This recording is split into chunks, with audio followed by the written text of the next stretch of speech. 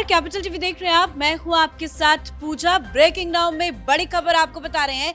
भारत पाकिस्तान तनाव के बीच आज यूएनएससी में महत्वपूर्ण मीटिंग होने जा रही है। संयुक्त राष्ट्र सुरक्षा परिषद की ये मीटिंग कई मामलों में बेहद खास है। पाकिस्तान की तरफ से ही इस मीटिंग को कराने की गुजारिश की गई थी। हालांकि पाकिस्तान ने ये मांग किया है कि बंद कमरे में मीटिंग हो, लेकिन मीटिंग सार्वजनिक होगी और मीटिंग से संदेश पूरी दुनिया में जाएगा। इसी बीच दिल्ली में प्रधानमंत्री नरेंद्र मोदी लगातार मीटिंग्स पे मीटिंग्स कर रहे हैं। डिफेंस सचिव के साथ पीएम मोदी की लंबी मुलाकात हुई है। तो मीटिंग से जुड़ी तमाम बड़ी अपडेट आपको बताएंगे। मेरे साथ जुड़े हुए हैं कैपिटल टीवी के editor in chief doctor Manish Kumar. पहले पीएम मोदी के बारे में चर्चा कर लेते हैं। दिल्ली में वो लगातार मीटिंग्स कर रहे हैं। अभी बताया जा रहा है कि डिफेंस सचिव के साथ उनकी मीटिंग हुई है। क्या कुछ खबर सामने आ रही है? देखिए, ये बहुत ही इंपॉर्टेंट मीटिंग बताई जा रही है क्योंकि लंबी मीटिंग चली है। डिफेंस सेक्रेटरी, ये जो ब्यूरोक्रेटिक स्ट्रक्चर है उसमें रक्षा मंत्री के बाद सबसे इंपॉर्टेंट व्यक्ति वही होते हैं। मंत्री तो आते जाते रहते हैं, लेकिन डिफेंस सेक्रेटरी अपने जो पूरे जो स्ट्रक्चर है डिफेंस का, उसके लिए सबसे अहम है। ये आप ये समझिए कि तमाम तरह के परमिशन देने का काम वो डिफेंस सेक्रेटरी के जरिए होता है। ऑपरेशनल डिटेल्स तो जो है वो अलग अलग सेना अध्यक्षों के पास होगा। तो मुझे लग रहा है कि जो मीटिंग हो रही है कि लास्ट मोमेंट में जो ट्यूनिंग की जाती है सारी चीज़ों को, कि सब सारी चीज़ें वेल प्लेस्ड हैं या नहीं, उसकी बातचीत हो रही होगी। क्योंकि लगातार प्रधानमंत्री मोदी नेवी चीफ से उन्होंने मुलाकात की एयरफोर्स चीफ से, और आज उनकी बैठक हुई है डिफेंस सेक्रेटरी से। तो कुछ बड़ा प्लान तो ज़रूर हुआ है, लेकिन उससे कहीं ज़्यादा जो आखिरी वॉर जो है पाकिस्तान के झोली में, वो यूएनएससी सुरक्षा परिषद सिक्योरिटी काउंसिल में इन्होंने दरवाजा खटखटाया कि हुजूर अब बचा लो।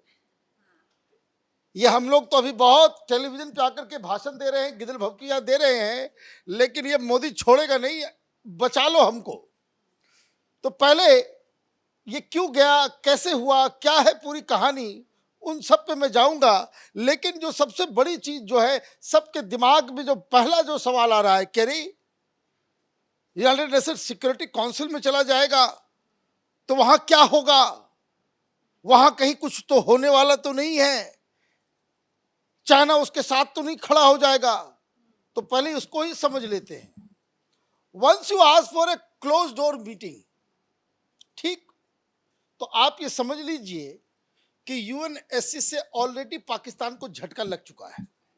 कारण ये है कि यूएनएससी की तरफ से कोई भी फॉर्मल डिक्लेरेशन नहीं होने जा रहा, कोई हिंदुस्तान के खिलाफ या कोई इस विवाद के ऊपर कोई फैसला नहीं होने जा रहा है। अलबत्ता एक ही चीज होगा, वो ये कि पाकिस्तान ने एक इंटरनेशनल फोरा पे इस मुद्दे को वो ले जाकर के वो चीजों को हाईलाइट कर रहा है। This is the only thing. लेकिन अब इन पाकिस्तानी मूर्खों को कौन बताए कि ये ऑलरेडी आप यूएन सिक्योरिटी काउंसिल में जाओ या ना जाओ, ये ऑलरेडी मामला इंटरनेशनलाइज्ड है। भाई यूएन के चीफ जो है जनरल सेक्रेटरी, उनका बयान आ रहा है, वो बयान क्यों दे रहे हैं? उनको सपने में आ रहा है कि मामला वो बड़ा हो गया है। चीन की तरफ से स्टेटमेंट आ रहा है, फ्रांस की तरफ से स्टेटमेंट आ रहा है, यूके स्टेटमेंट दे रहा है, रूस स्टेटमेंट दे रहा है, अमेरिका की तरफ से हर आदमी स्टेटमेंट दे रहा है। तो इसका मतलब ऑलरेडी इंटरनेशनलाइज्ड मामला है। तो आप गए, क्यों गए? आपको लगा कि वहां पे जो है हम मामले को उठाएंगे, कोई चीज जो है हम उससे एक्सट्रैक्ट कर लेंगे, ये कहा जाए यूएनएससी की भाई आप भारत जो है रिस्ट्रेन करे, ये सारी चीजें तमाम तरह की चीजें। मैं उस पर आऊंगा कि ओरिजिनल कंप्लेंट क्या है। लेकिन अब सुरक्षा परिषद में है क्या, तो कुल मिलाकर के किसी भी वक्त में 15 उसके सदस्य होते हैं, 10 टेम्पररी होते हैं, हर 2-2 साल पे वो बदलते रहते हैं, और हर महीने के लिए एक उसका अध्यक्ष होता है। 5 ऐसी ताकतें हैं जिनके पास वीटो पावर है, जिसमें चाइना भी है, उसमें रूस भी है, अमेरिका भी है, फ्रांस भी है और इंग्लैंड भी है। तो आप ये समझिए कि वीटो पावर का मसला यहाँ पे आने वाला है नहीं। यहाँ पे मामला होगा कि भाई ये जो अटैक हुआ, क्योंकि हिंदुस्तान ने ये वो जाते वहां पे उससे पहले ही हिंदुस्तान की तरफ से यूएन को बता दिया गया कि पाकिस्तान जो है वो इंटरनेशनल फोरम्स को, यूएन के फोरम को अपने इविल प्रोपेगेंडा के लिए इस्तेमाल करेगा, इसलिए यूएन जो है बच के रहे। तो पहली चीज तो हम लोगों ने पहले ही बता दिया है कि ये प्रोपेगेंडा करने का इंस्ट्रूमेंट ये तैयार करता है, ये बकवास करता है, इसमें और कोई चीज है नहीं। दूसरी चीज जो हिंदुस्तान की तरफ से पहले ही नट बोल्ट टाइट कर लिया गया, ये जो मैंने बताया 5 जो सिक्योरिटी काउंसिल के परमानेंट मेंबर्स हैं, तो उन मेंबर्स में आप देखिए यूएस भारत के साथ, रूस भारत के साथ, इंग्लैंड भारत के साथ, फ्रांस भारत के साथ, एक ये जो लंगड़ा घोड़ा जो है एक चाइना, वो पाकिस्तान के साथ वो जा सकता है, कोई फर्क नहीं पड़ने वाला। और 15 में से 10 देश ऑलरेडी जयशंकर साहब ने बातचीत कर ली। जो नॉन परमानेंट मेंबर्स हैं वो कौन कौन सब हैं, तो वो अल्जीरिया है, डेनमार्क है, ग्रीस है, गयाना है, पाकिस्तान भी है, पनामा है, साउथ कोरिया है, सियरा लियोन है, स्लोवेनिया है और सोमालिया है।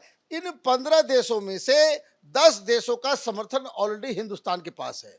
तो आप यूएन में जाकर के घंटी बजाते रहिए, कोई फर्क नहीं पड़ने वाला।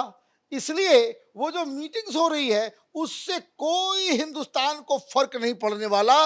रेदर हिंदुस्तान उल्टा इस फोरम का इस्तेमाल पाकिस्तान को एक्सपोज करने में करेगा। ये वही कहानी हो जाएगी। शाम तक जब खबर आएगी तो मैं जरूर कहूंगा कि पाकिस्तान ने ये जो काम किया कि आ बैल मुझे मार, अपने पैर में ही कुल्हाड़ी मार चुके। अपने पैर में उन्होंने कुल्हाड़ी मार ली। क्या कहा भाई पाकिस्तान की तरफ से कि India's aggressive action, provocation and provocative statement, war mongering कर रहा है भारत।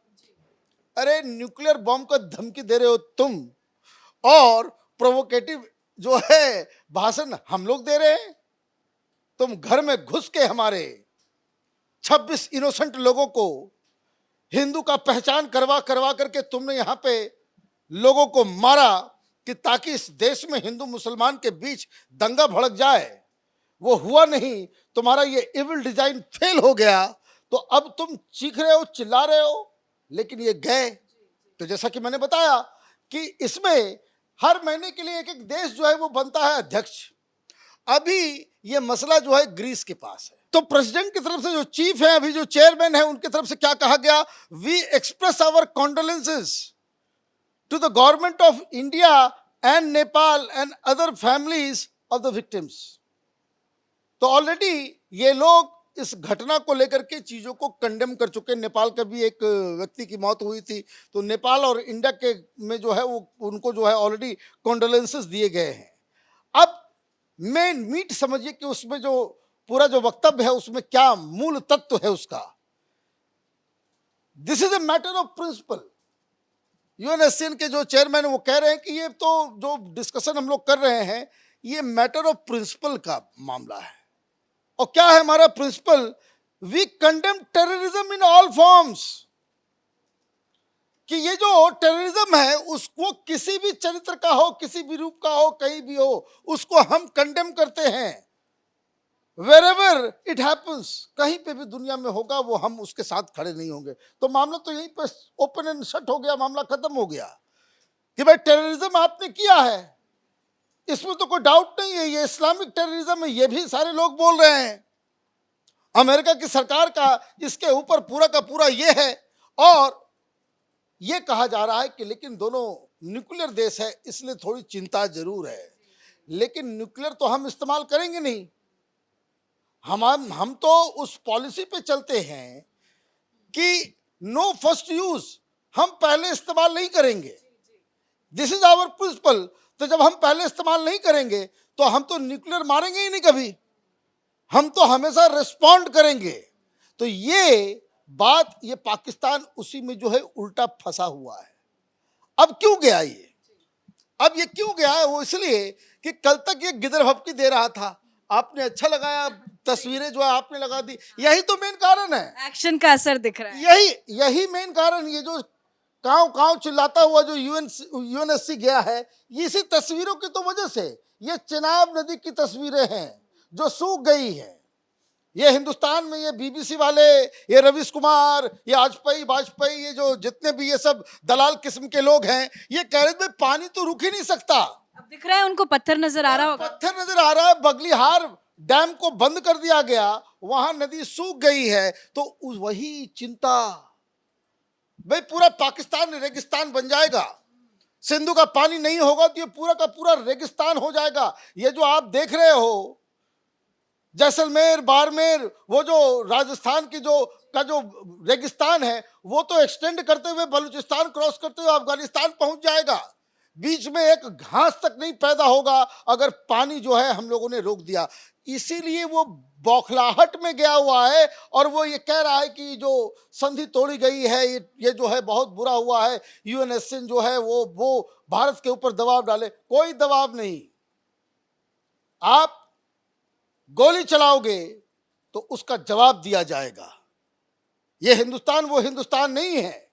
ये नेहरू का हिंदुस्तान नहीं है। ये गांधी का हिंदुस्तान नहीं है। ये नरेंद्र मोदी का हिंदुस्तान है कि तुम एक झापड़ मारोगे तो 10 जूते पड़ेंगे। ये वो हिंदुस्तान बन गया है। ये ऐसा नहीं कि आप अटैक करोगे। भाई 48 में घुस गए आप, जो है 65 में जो है आपने लड़ाई लड़ी, आप कारगिल में घुस गए, आप 71 में लड़ाई लड़ रहे हो और कभी किसी सरकार ने ये सोचा नहीं कि पानी रोको, ये मर के खत्म हो जाएगा, अपने आप घुट घुट के मरेगा।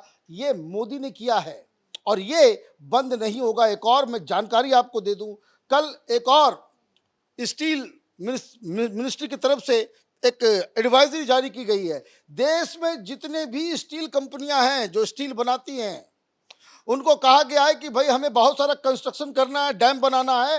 पहली प्रायोरिटी देश के लिए है और ये जो पानी रोकने के लिए हमें डैम बनाने के लिए जो स्टील की आवश्यकता है उसको आप पूरा करेंगे। ये आपकी नेशनल ड्यूटी है और तमाम तरह के एक्सपोर्ट के ऊपर अभी फिलहाल होल्ड कर दिया गया है। मतलब जो लोग यहाँ ख्वाबों ख्यालों की दुनिया में घूम रहे थे, नहीं कम से कम 5 साल लगेगा।